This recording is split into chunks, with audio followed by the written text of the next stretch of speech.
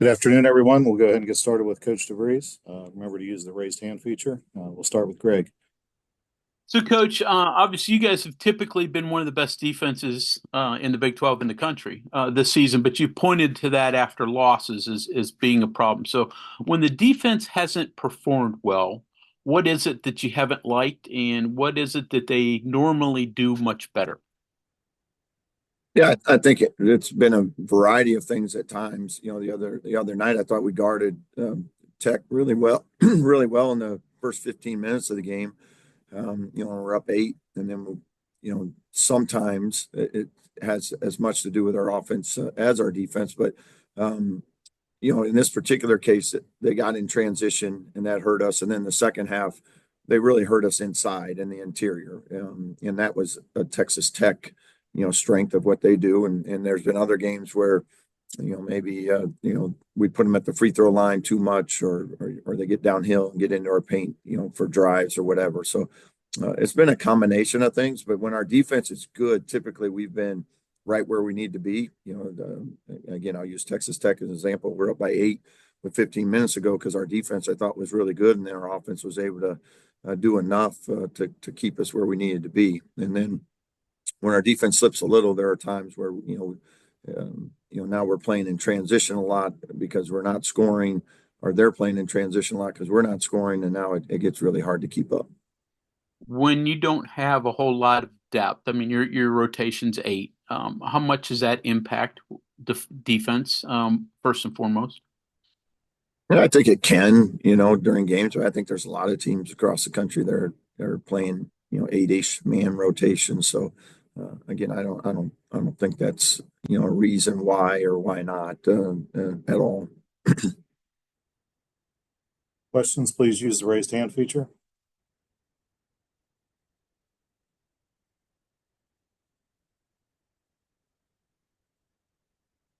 Go to Justin. Hey, Coach. Obviously, from game to game, I mean, you don't change much in terms of uh, game planning and preparation and things like that. I get that. Um, but when you get to late February, early March, and now all of a sudden, everyone's kind of playing for that spot for postseason or conference, whatever the case may be. Um, Certainly, the significance of the games change. Maybe if the game planning doesn't. How do you handle that? And as far as, being in a bubble position, how do you handle that as, in terms of talking with the players, or maybe you don't even bring it up at all? I think we mentioned you before, like I think our only communication with our team is we are playing for something right now. And right now, I think most people would agree if the season ended today, we're in the tournament. So we just got to continue to do our part and know that these are meaningful games, as you mentioned, and find ways to continue to try to put some wins up there. And that's our goal every night, obviously. So and our next goal is to try to do that, against TCU. Do you have a magic number in mind, what you guys need to finish with? Not really. I deep down, think I know what it is, but overall, let's just go win a game, go try to win the next one, and just do that to finish out the year. Like I said, I believe we have a tournament team. I think we have a tournament resume, that stands up, really well. But again, we got to just continue to play and finish the season off. John. Alette and Reynolds were really good against you guys in the first game. I think Alette had 11 rebounds and 5 assists, and I think Reynolds was 6 of 9 from the floor. What did you see from them? What do you got to do this time around? Yeah, I thought again, I thought we started off the game really well defensively. We were great. We built a double-digit lead in that first half, and then we let them get to the rim. We got them get to the free throw line. I think the free throws disparity in that game was rather large. So we can't have that and expect to win games, especially on the road. So we got to do a better job of keeping them off of the free throw line, and part of that is doing a better job of keeping the ball in front of us. What about Punch? I know he had a pretty good game against Cincinnati. What do you see from him, and what did Cincinnati do against TCU to get that win on Saturday? Yeah, he did have a very nice game.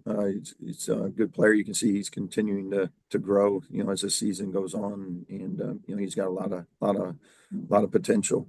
And I thought Cincinnati did a really good job. I thought they were pretty aggressive driving the ball. I thought they did a good job of getting downhill and putting pressure on the rim, and that's something certainly Cincinnati can do to you. So. I thought it was just one of those games where since he had some good things going offensively, and they were able to, pull away in that second half. Bob. Yeah. Coach, offensively, you've talked about defense on losing games. Is there a commonality in the offensive deficiency, if it were, or whatever you want to call it, the losses? I mean, of all your losses, you've scored, I think, 71, 70, and points are the only three times you broke 70. Is there something that holds that all together? Yeah, I mean, it's offensively, like we talked about, our consistency, shooting, since, we had the injuries and things has been a challenge for us. So that's why, we've continued to make defense, has to be a constant every single night because we can control that. So that's the one thing we just have to always make sure that's what's going to win or lose us a game is our defensive effort and our consistency on that end. And then, on the offensive end, continue to, try to really, generate as many good shots as we can. And we want them to all go in, as much as possible. But, the thing that we can do and control as an offense is it's get good shots. And then, that's the beauty of basketball. We can't make it go in, but as long as we're taking the right ones and good ones, we'll continue to do that. And I still feel like we got a little run in us on the offensive end that we're going to break out and have a few nights where the shots start to go again. Kevin. Coach, travel kind of piling up here at the end with, you're gone most of this week and then home for one game and then to the Big 12 tournament. Has that been any different than in your previous head coaching jobs? Have you learned anything about maybe how to manage this for your players a little better? Yeah, we're certainly building up some frequent flyer miles. No, maybe when we were in the Big East, we went out from Nebraska to the East Coast a lot, and had a couple times where we'd stay out for 2 games, that type of stuff. So, we've done that before. There's a couple of trips on the, that we have that are a little longer, the Utah BYU trips. So, that's a good long flight. But, you get in there the day before, you get a chance to, get rested up and get ready for the game the next day. So I don't really look at it as a huge deal. I think it's, we got young men that are used to traveling and they've been a part of this before. So we just try to keep them as fresh as possible in what we're doing on the practice floor and things. And they'll continue to compete as hard as they can. More emphasis on rehab and recovery in these things as much as you can.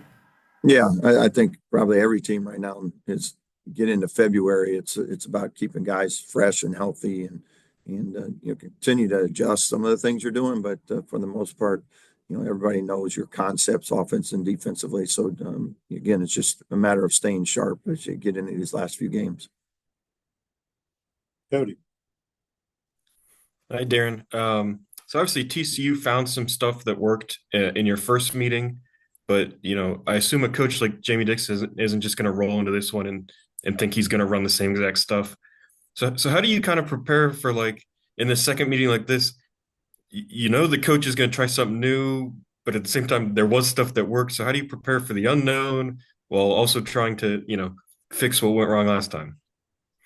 Yeah, I think you go into every game, knowing this is what they do, and they're going to do 80% of kind of, you're not going to change your entire identity every game out. So they're going to try and, feature the guys they want to feature, try to put them in the spots that they feel they can be successful. And they're still going to execute, their offense and their plays and those things. And they'll throw certainly some wrinkles at you to, try to see if they can get a bucket or two. But that's where you just got to rely on your principles as a defense. And then same thing offensively, like we're always trying to add stuff as well, but you're still going to kind of play to what you've been doing all year and run your offense, if you will. Mike. Hey, Darren, how's it going? Good. Want to go back to some of your post game comments the other day. Kind of, I don't know, the pace or the maybe urgency. It seemed like you were frustrated with how quickly things went in the second half, and I don't know if that got away from Amani a little bit, or if maybe more things should have gotten to him. But he had a good thing going, and it wasn't the same in the second half. And then I guess maybe playing off that a little bit, the way he's played lately, does that go into your hunch that there is a breakthrough coming offensively? Because inside, outside, guards, forwards, when he's been going good, they have worked well together. Yeah, I agree with you. And I thought we had a really nice rhythm to our offense for the first 15 minutes in that first half. I thought we were, being pretty selective on what we were trying to get. And I thought the guys were playing well off of one another. And then we just got a little anxious on a few possessions. And then that led to some quick shots, some quick opportunities, and for them to get into transition. And then that kind of, finished off the half that way. And then into the second half, we had a few turnovers. We did have some open ones in the second half that, we would certainly take again, and we just didn't make them. But, when you come up empty, on multiple possessions the way we were, and now you're always playing in transition as a defense, and with a team like Texas Tech, you're putting yourself in a really hard spot, and they're hard to control anyway. But when you're never having them take the ball out of bounds, that does put a lot of stress on your defense. And then just the way that they played inside a little bit, does that affect Amani's offense, or should it affect his offense, or was there some other explanation where he just didn't have the same opportunities, the same productivity after halftime? Yeah, I just didn't feel like we got it into him a few times. We got him a basket right away to start the second half. We got him down the post and he scored. We had a couple other ones that I think he had a travel and maybe missed one or two in there. And then outside of that, we didn't get him maybe as clean of looks as we would have liked. Some pick and pops and some of that stuff just wasn't there in that second half. And so we didn't get that same rhythm that we had going those first 15 minutes. Bob. Yeah, Coach. Two other things actually. What has been your approach to Javon since they've put the extra pressure on him and have made up their minds that he's got to be stopped before anything else? How do you approach that as a coach? And the other thing is, how have you approached the idea of the fouls hurting you so much? What was that last part? How have you approached the idea of how the fouls that your team has made hurting you so badly? You not getting them and them get fouling them. Right. As far as Javon, our approach has been the same in terms of, hey, we need you to continue to be aggressive, as a scorer, as a playmaker. We've had to try to adjust some of our offense to get him, on the move a little bit. So teams, get him off the ball to get it back to him and try to get him where he can, have the defense chase him a little more so we can create an advantage for him. So, at times it's been really good for us. At times it's been hard to get him some shots because he is commanding so much attention. But I think he's handled it very well. Like we said, he's had a few games where he's gotten 8-9 assists and he continues to be aggressive. The other night he got some pretty decent looks for him.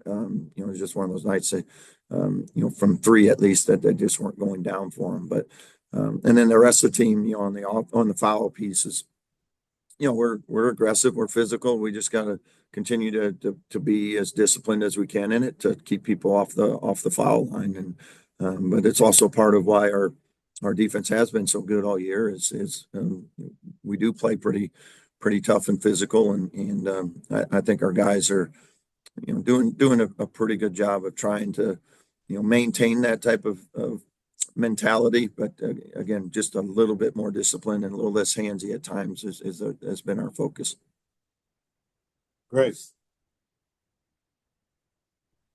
Yeah, Coach, Toby had two of his better games this season against Baylor and BYU. Kind of struggled since two in each of the last two. How do you get him back on track, I guess? And ultimately, how different are you guys offensively when he's giving you maybe close to double digits or in the teens? Yeah. Yeah, and I think it's not even just Toby. It's whenever we get that kind of second and third guy, that's a huge deal for our offense, and that's where, whether it be Joe or JP or Toby or Monty, whatever it may be, just getting a combination of guys where they're getting us 8 to 12 points makes such a difference for us. So, that's why we continue to try to find those guys shots and keep them confident. And I think Toby's. When he's at his best, he's kind of getting a little bit of everything. He's getting us an offensive rebound. He's getting us a post up. He's getting us something in transition, and that's what makes him, so effective when he's playing well. I think those are the type of things he does for us. And we'll close with Justin. Coach, I'm just going back to the first game with TCU. It really was like a game of runs where you guys were up 8 or 9, and then they would come back and go up 8 or 9, and then you guys came back to tie it with like a minute left or whatever. Is TCU, when you look at them physically and from a talent standpoint, is this really a pretty good matchup for both teams as far as size, talent, that kind of thing? Yeah, it seems like we're pretty evenly matched and stuff, and then our game was certainly played out that way. It came right down to the last couple of possessions, and just like a lot of games in the Big 12, it really comes down to who can make the most plays on that particular night, and I anticipate tomorrow night will be no different. Yeah, I think that's it. Thanks everyone for calling in.